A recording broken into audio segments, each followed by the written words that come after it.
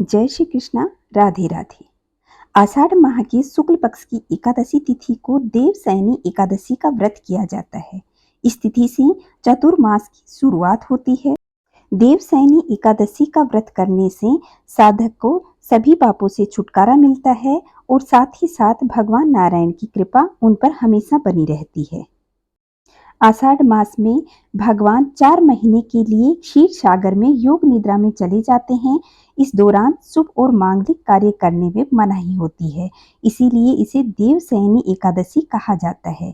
देवशयनी एकादशी के दिन भगवान विष्णु और माँ लक्ष्मी का पूजन और व्रत करते हैं, जिससे साधक के सभी दुखों से छुटकारा मिलता है और साथ में घर में सुख समृद्धि का वास होता है।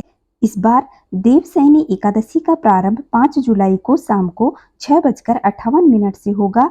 वहीं समाप्ति 6 जुलाई को शाम को 9:14 पर होगी। इसलिए उदया तिथि के अनुसार एकादशी का व्रत 6 जुलाई रविवार को किया जाएगा। एकादशी व्रत का पारण द्वादशी तिथि पर करना चाहिए।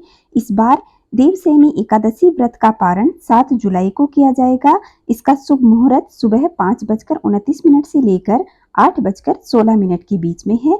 यहाँ जो भी जातक व्रत रख रहे हैं वह इस शुभ मुहूर्त में व्रत का पारण कर सकते हैं। एकादशी व्रत का प्रारंभ पहले दिन से ही प्रारंभ हो जाता है, यानी 10वीं तिथि को शाम को कुल्ला करके अपने दांतों को अच्छे से स्वच्छ करके जो भी अन्न खाया है उससे साफ सफाई कर लें और फिर एकादशी का व्रत प्रारंभ किया जाता है। उस दिन भी आपको सात्विक भोजन ग्रहण करना चाहिए। फिर एकादशी तिथि को सुबह उठकर स्नान आदि करके पीले रंग के वस्त्र धारण करें, सूर्य देव को अर्घ्य प्रदान करें, फिर मंदिर की साफ सफाई करके भगवान विष्णु और माँ लक्ष्मी का पूजन करना चाहिए। मंत्र और आरती के साथ पूजा संपन्न करें। भगवान विष्णु को सात्विक चीजों का भोग लगाएं। साथ में ही एक खास ध्यान रखें, इस दिन जो भी आप भोग लगाएं उसमें तुलसी दल अवश्य डालें। तुलसी दल 10वीं तिथि को ही तोड़ना चाहिए।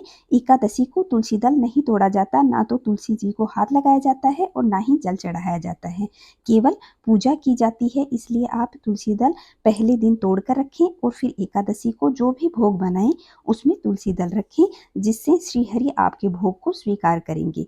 बिना तुलसी दल के भगवान विष्णु भोग को स्वीकार नहीं करते। फिर आप लोगों को वह प्रसाद वितरण कर दें और स्वयं भी प्रसाद ग्रहण करें। देवशयनी एकादशी के दिन दान का भी विशेष महत्व है। इस दिन आप कपड़े, अन्न और धन समेत कई चीजों का दान कर सकते हैं। इस दिन दान करने से आपको कई गुना फल प्राप्त होता है और माँ लक्ष्मी आपकी सभी मुरादें पूरी करती हैं। आइए अब जानते हैं 3 उपाय जो हमें एकादशी पर अवश्य करने हैं, जिससे माँ लक्ष्मी हमारे घर में सदा सदा के लिए वास करें। तो आप इस दिन पहला उपाय तुलसी जी को लाल चुनरी अर्पित कर सकते हैं। देवशयनी एकादशी के दिन भगवान विष्णु और माता लक्ष्मी का पूजन करने के बाद तुलसी माता का विधिवत पूजन करना चाहिए और फिर माता को लाल चुनरी अर्पित करें। यह अत्यंत शुभ माना जाता है। इससे माँ लक्ष्मी प्रसन्न होगी और सुख समृद्धि का आशीर्वाद देगी। दूसरा उपाय, तुलसी जी पर आप कलावा बांधें। देवशयनी एकादशी के दिन तुलसी जी को अपनी मनोकामना बोलते हुए कलावा बांधें और उसके बाद आप 3 या 7 परिक्रमा करें। फिर आप जब मनोकामना पूरी हो जाए तो कलावा खोलकर पवित्र नदी में प्रवाहित कर दें। तीसरा उपाय है, इस दिन आप तुलसी जी के सामने घी का दीपक जलाएं और फिर परिक्रमा करते हुए अपनी जो भी परेशानी है वह माँ के सामने रखें और उन्हें दूर करने की प्रार्थना करें। कथा भी चैनल पर उपलब्ध हो जाएगी, आप वहां से जाकर सुन सकते हैं। जय श्री कृष्णा। राधे राधे।